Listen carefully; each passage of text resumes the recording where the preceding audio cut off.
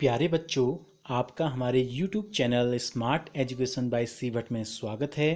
मैं हूं चंदन भट्ट। आपके लिए लेकर आया हूं रोज की तरह आसान मेथड में कुछ नए प्रश्न।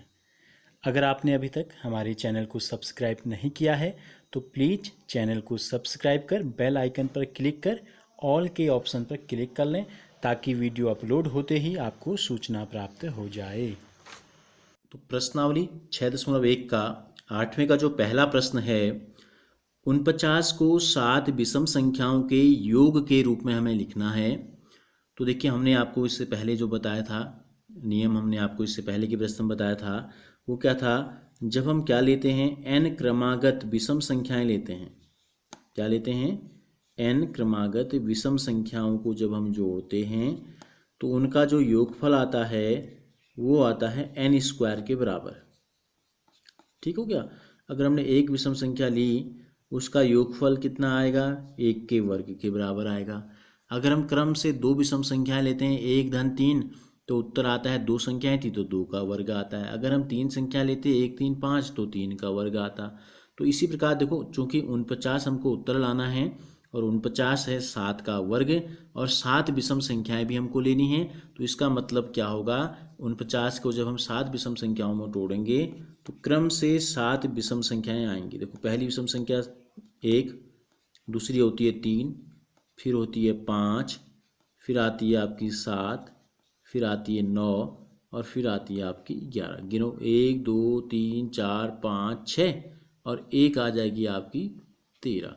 तो जब हम इन सब को जोड़ेंगे तो आप देखेंगे कि कितना आएगा? 49। तो हमसे क्या कहा गया है? हमसे कहा गया है कि 49 को 7 विषम संख्याओं के योग के रूप में लिखो, जो कि हमने लिख दिया। देखो, क्रम से 7 विषम संख्याएं ये हमने दी हैं। इसी प्रकार यही नियम हम लगाएंगे दूसरे प्रश्न में। इसके क्या है? 121 को 11 विषम संख्याओं के योग के रूप में लिखना है। तो 121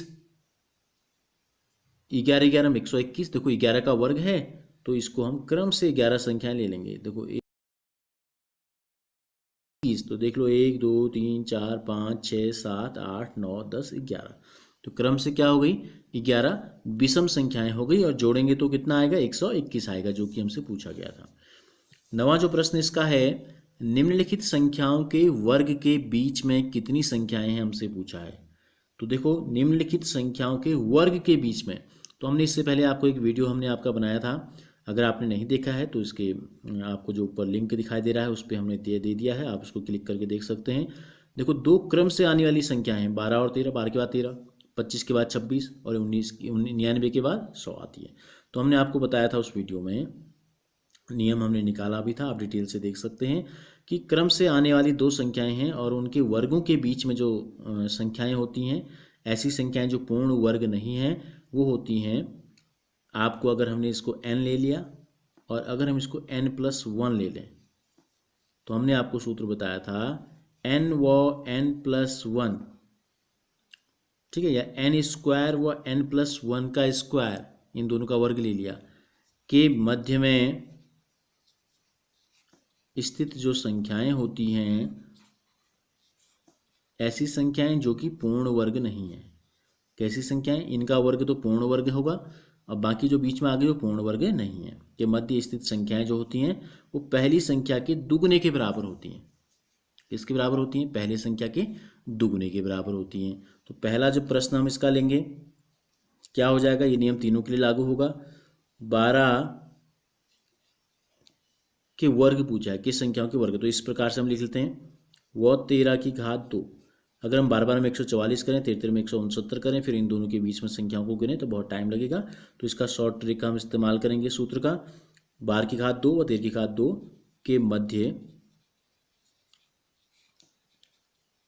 के बीच में कितनी संख्याएं आपसे पूछा है?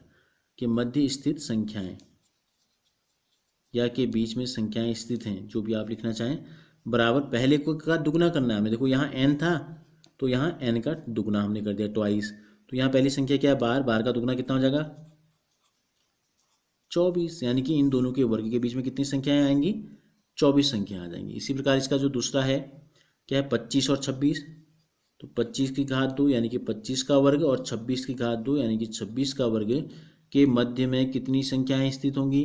पहली संख्या का दुगना, पहली संख्या कितनी है 25 है, तो 25 का दुगना कितना हो जाएगा 25 दूनी 50।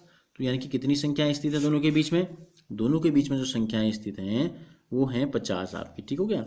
अब अगला जब इसका है तीसरा जो हमको दिया गया है इसमें, वो दिया है 99 और 100।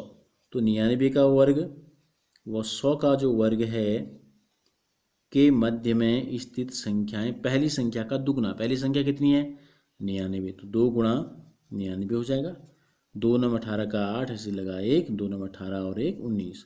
तो कुल कितनी संख्याएं आ जाएंगी, इन दोनों का जब वर्ग हम करेंगे उनके बीच की संख्याओं को गिनेंगे तो आएंगी 198।